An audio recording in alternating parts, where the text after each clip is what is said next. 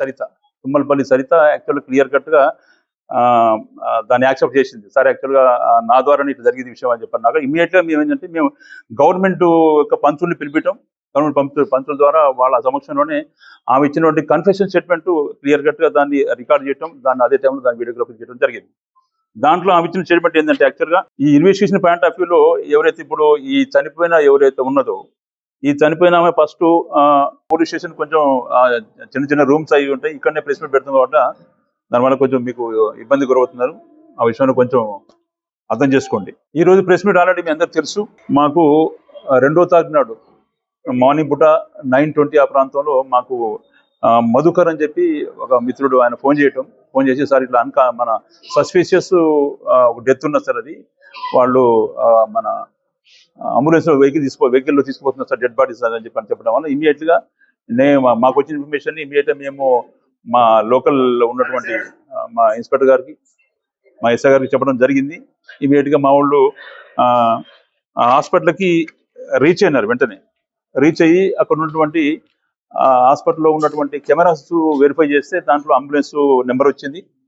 Ambulance ద్వారా వాళ్ళు ఎవరైతే మాకు ఇన్ఫర్మేషన్ ఇచ్చిండో మళ్ళీ ఆయన ఫోన్ చేసేసి ఆ కన్సల్ట్ ఎవరైతే ఉన్నాడో ఎవరైతే సస్పెక్ట్ చేసుకుంటో తీసుకుపోతారో ఆయన ఫోన్ నెంబర్ తీసుకొని వాళ్ళకి ఆ ఫోన్లో మన కంటిన్యూగా మాట్లాడుతూ ఉంటే లాస్ట్కు ఆమన్గల్లు పాస్ అవుతున్నప్పుడు ఆయన లైన్లోకి వచ్చినాడు. ఎవరైతే ఇప్పుడు మాకు మన లిస్ట్లో ఉన్నటువంటి వినయ్ కుమార్, ఇది A2 ఎవరైతే ఉన్నాడో అంటే ఎవరైతే చనిపోయిందో లేడీ, ఆ లేడీ వాళ్ళ హస్బెండ్ ఆయన ఇప్పుడు లైన్లోకి వచ్చినాడు. ఇంటిమేషన్ బాడీ తీసుకోవడం అది నేరం కాబట్టి ఖచ్చితంగా దాన్ని మీరు వాపసు తీసుకురావాలని చెప్పంటే దాన్ని బేస్ చేసుకొని ఆయన మళ్ళీ ఆమన్గల్ దాకా పోయినటువంటి అంబులెన్స్ని మళ్ళీ వెనక్కి తీసుకొని వచ్చేసి మళ్ళీ మార్చిలో ఉస్మానియా మార్చిలోకి షిఫ్ట్ చేయడం, బాడీ అక్కడ షిఫ్ట్ చేయడం అక్కడ పెట్టడం జరిగింది.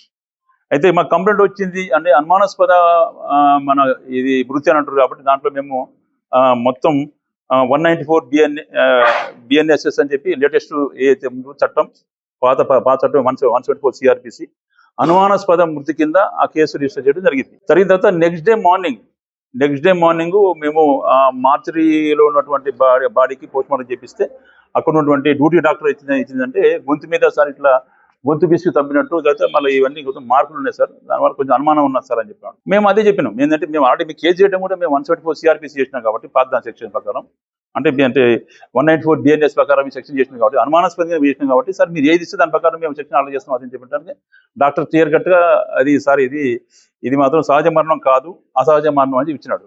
బేసింగ్ అందట్టు మేము సెక్షన్ ఆర్డర్ చేసేసి ఇది మర్డర్ కేసు కింద సెక్షన్స్ దాంట్లో పెట్టి ఆ సెక్షన్ ఏదైతే ఉందో సెక్షన్ ఆర్డర్ చేసినప్పుడు మన విషయం కూడా జ్యుడిషియరీ మన కోర్టు వాళ్ళకి మేము దాన్ని పెట్టడం జరిగింది.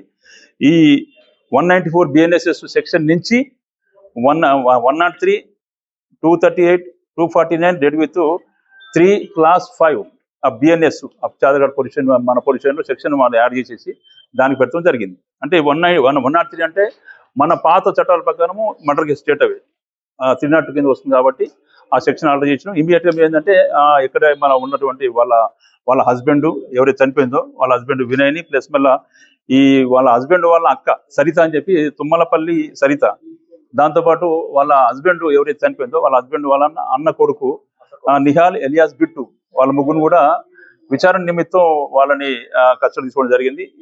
ఈ రోజు మార్నింగ్ వాళ్ళ ఇంటికాడ ఉన్నట్టు మన ఇన్ఫర్మేషన్ రాగానే మాకు వాళ్ళని అరెస్ట్ చేయటం, దాంట్లో క్లియర్ కట్గా మన ఇంట్రాగేట్ చేయగా దాంట్లో క్లియర్ కట్ వాళ్ళు జరిగిన విషయాన్ని వాళ్ళు యాక్సెప్ట్ చేయడం. దాంట్లో ఎవరైతే ఉన్నదో ఈ తుమ్మలపల్లి సరిత అంటే ఇప్పుడు చనిపోయిన ఎవరైతే లేడీ ఉన్నదో ఆ చనిపోయిన లేడీ పేరు మూగల శిరీష.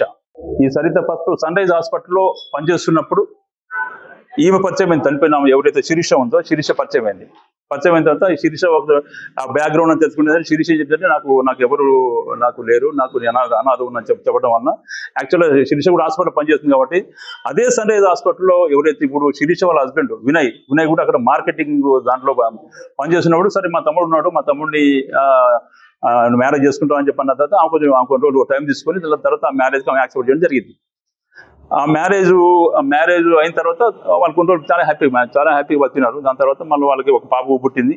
ఆ పాప తను నడుస్తున్నప్పుడు ఈ ప్రాసెస్లో భాగంగా ఆమె అక్కడి నుంచి ఈ హిమాయత్లో ఉన్నటువంటి సన్ రైజ్ హాస్పిటల్లోంచి ఆమె విత్డ్రా అయింది. ఎవరైతే చనిపోయిన శిరీష అంటే అక్కడి నుంచి ఆ పోస్ట్ రిజైన్ చేసి మళ్ళీ కొన్ని రోజులు ఖాళీ ఉన్న తర్వాత మళ్ళీ బ్రీసిన్ కోన్ హాస్పిటల్ కాచిగూడ హాస్పిటల్లో ఆమె జాయిన్ కావడం జరిగింది. ఎందుకంటే ఈమె బేసికల్గా షీఈ్ నర్స్ ట్రైనింగ్ చేసింది. ఆమె నర్స్ ట్రైనింగ్ చేయడం వల్ల హాస్పిటల్లోనే పనిచేసే అవకాశం ఉన్నది కాబట్టి ఈమె హాస్పిటల్లోనే మన అదే వృత్తి కొనసాగిస్తూ దాంట్లో బ్రిసిల్ కోన్ హాస్పిటల్ కాచిగూడలో కొన్ని రోజులు మళ్ళీ అక్కడ అడ్మిట్ అయింది. మళ్ళీ అక్కడ జాయిన్ అయిన తర్వాత మళ్ళీ 2 years అక్కడ పనిచేసిన తర్వాత మళ్ళీ అక్కడి నుంచి మళ్ళీ పని ఒత్తిడి ఎక్కువ అంటే అక్కడ ప్రెషర్ ఎక్కువ అని చెప్పి మళ్ళీ అక్కడి నుంచి మళ్ళీ రిజైన్ చేసింది. మళ్ళీ కొన్ని రోజుల తర్వాత మళ్ళీ 2024లో వివేరా హాస్పిటల్ హిమాయత్ నగర్లో ఉన్నటువంటి వివేరా హాస్పిటల్లో హయత్ నగర్లో ఉన్నటువంటి వివేరా హాస్పిటల్లో మళ్ళీ జాయిన్ అయింది. అక్కడ జాయిన్ అయిన తర్వాత మళ్ళీ అక్కడ దాదాపు 4-5 months చేసిన తర్వాత మళ్ళీ రిజైన్ చేసిన దానికి. అయితే ఇప్పుడు ఎవరైతే ఈ సరిత ఉన్నదో ఎవరైతే ఇప్పుడు ఈ అమ్మాయిని ఇప్పుడు చంపిందో ఈ సరిత ఏమంటుందంటే అదే విషయంలో ఇద్దరి మధ్య రప్చర్ అయింది. ఇప్పుడు 1-3-2025 నైట్ 23:40 నైట్ 20:40 అవర్స్లో ఈ A1 ఎవరైతే సరిత కాను ఈ చనిపోయిన లేడీకి అక్కడ రప్చర్ అయింది. రప్చర్ ఎందుకు ఏంటంటే నువ్వు మాటికి నువ్వు అక్కడ జాబ్ చేస్తావు ఇక్కడ జాబ్ చేస్తావు నేను రిజైన్ చేస్తాను, మరి ఏంది కారణం ఏంటి అంటే నీకు ఒక స్టెబిలిటీ ఉండదా అని చెప్పని అన్నప్పుడు ఆ మాట మీద ఇద్దరి మధ్యన బాగా రప్చర్ అయింది. రప్చర్ అయినప్పుడు నీ చరిత్ర నా తెలుసు అని చెప్పినా కానీ ఆమె ఉంటుంది నీ చరిత్ర నా తెలుసు, నీ బ్యాక్గ్రౌండ్ మొత్తం నా తెలుసు అని చెప్పి ఎవరైతే చనిపోయిన అమ్మాయి ఎవరైతే చంపిందో సరిత మీ హస్బెండ్ ఇక్కడ లేడు, అంటే ఈ సరిత వాళ్ళ హస్బెండ్ ఒమాన్లో ఉంటాడు. ఈ సరితకి పిల్లలు లేరు. హస్బెండ్ ఒకరు ఉండటం వల్ల ఈమె కూడా ఏంటంటే కొంచెం మెంటల్ డిప్రెస్ అయ్యి అప్పుడప్పుడు ఏంటంటే ఇంజక్షన్ నిద్రపడ్డాక ఈ మత్తు ఇంజక్షన్ వేసుకుంటూ ఉంటుంది, ఇంజక్షన్ క్యారీ చేస్తూ ఉంటుంది ఎప్పుడైనా కానీ.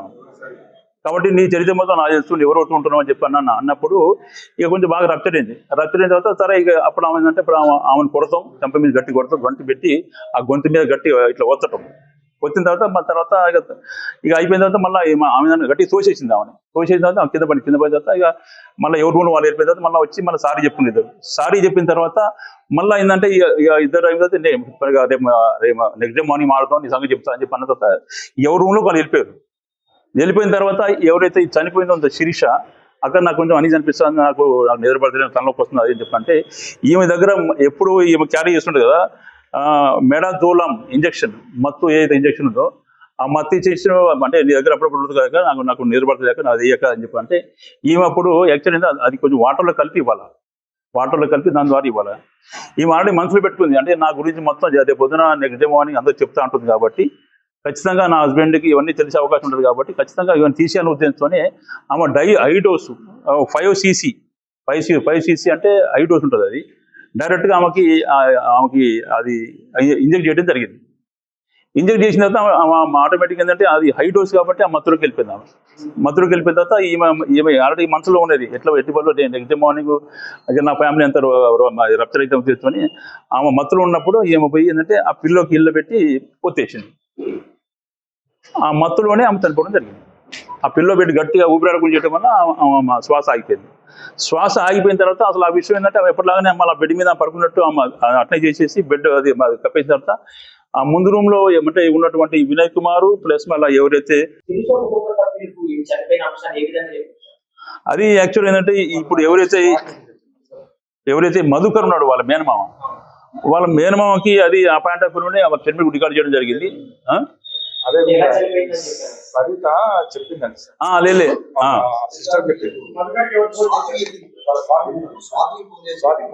చనిపోయింది అంటే అది నమ్మిస్తానికి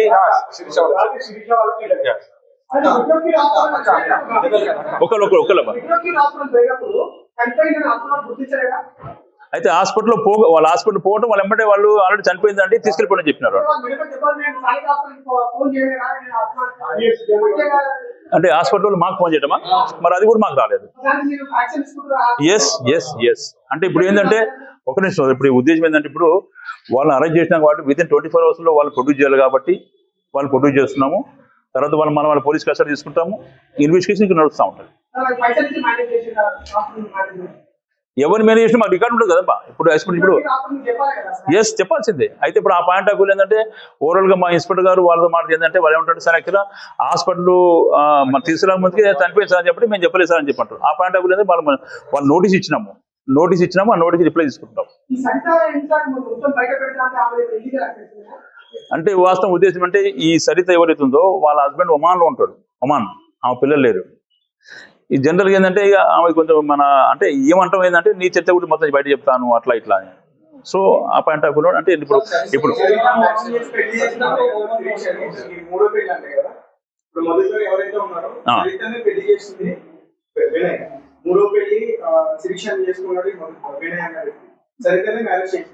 రైట్. ఆ విషయంలో నిన్నటి నుంచి మేము కూడా మీ సోషల్ మీడియాలో బాగా అంచనా నడుస్తుంది. ఆ పాయింట్ ఆఫ్ వ్యూలో ఇంతకుముందుకు ఎవరైతే మా కంప్లైంట్ వస్తుందో మన మధుకర్ వచ్చి నేను చెప్పిన అలాంటి మీ దగ్గర ఏమైనా ఎవిడెన్స్ ఉంటే మాకు చూపించండి.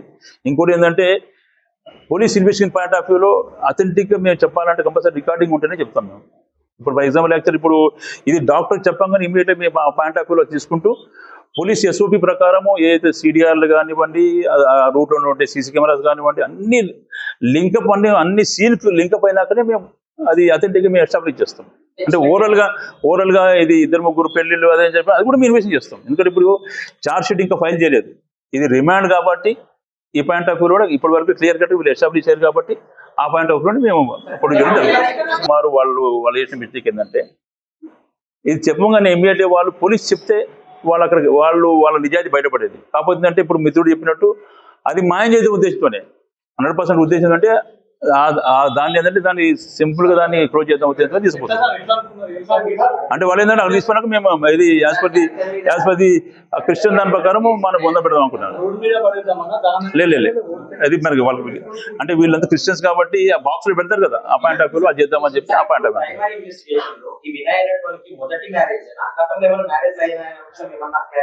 ఇప్పటి వరకు యాక్చువల్ ఏంటంటే మేము ఇవాళ మార్నింగ్ వాళ్ళని మన కష్టం తీసుకున్నాం కాబట్టి ఆ పాయింట్ ఆఫ్ వ్యూ ఇన్వెస్టిగేషన్ నడుస్తుంది. ఇన్వెస్టిగేషన్ ఇంకా కంటిన్యూ అయితే ఉంటుంది కాబట్టి ఛార్జ్ షీట్ వేసే వరకు ఇంకా ఏమేమి కొత్త వస్తూ ఉంటే ఖచ్చితంగా మేము యాడ్ చేస్తూ ఉంటాం.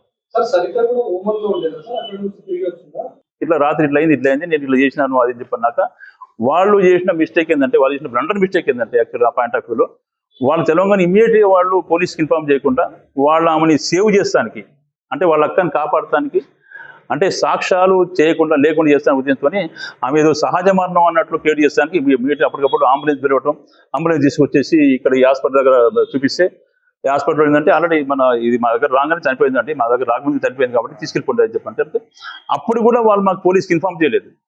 మాకు ఇన్ఫార్మ్ చేయకుండా కావాలని చెప్పి వాళ్ళ అక్కని సేవ్ చేస్తానికి సాక్ష్యాలు ఉన్న వాటిని అది చేయకుండా ఉండేసానికి ఆమె వాళ్ళ స్వగ్రామం ఉన్నటువంటి సున్నిపెంట పక్కన దోమలపెంట ఉంటుంది, నియర్ బై శ్రీశైలం ఉంటుంది, అది అక్కడ తీసుకెళ్ళిపోతుంది నేటివ్ ప్లేస్కి.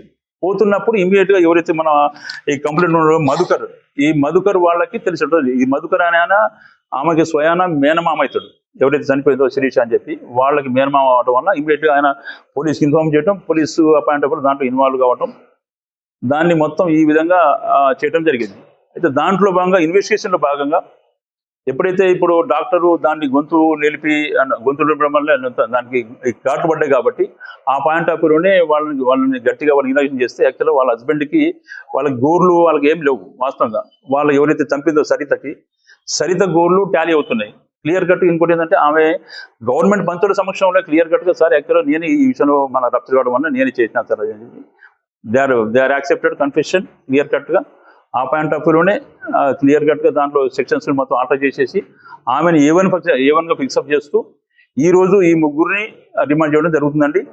ఇంకోటి ఏంటంటే ఇప్పుడు ఇన్వెస్టిగేషన్ నడుస్తుంది కాబట్టి ఇంకా ఏమన్నా కొత్త యాడ్ చేస్తామంటే కంపల్సరీ దానికి యాడ్ చేస్తాం.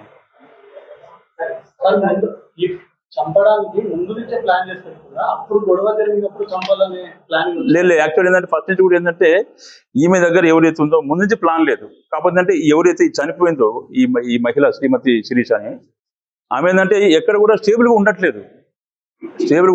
ఆ పాయింట్ ఆఫ్ వ్యూలోనే ఏంటంటే అసలు మరి నువ్వు పని చేయవు, మరి తమ్ముడు ఏమో మామూలు జాబ్ చేస్తాను మరి వాడు. ఆ పాయింట్ ఆఫ్ వ్యూలో మరి ఎందుకంటే నువ్వు మన నర్సింగ్ ట్రైనింగ్ చేసినావు కాబట్టి మంచి జాబ్ ఉంటుంది కదా ఉన్న అట్లా ఉద్దేశం అన్నప్పుడు ఈమె ఏంటంటే చనిపోయిన తక్షణ కారణం ఏంటంటే నీ చరిత్ర మొత్తం నేను చెప్తా ఇప్పుడు. ఎందుకంటే ఎవరైతే చనిపోయిందో సరిత అని చెప్పి వాళ్ళ హస్బెండ్ ఒమాన్లో ఉంటాడు.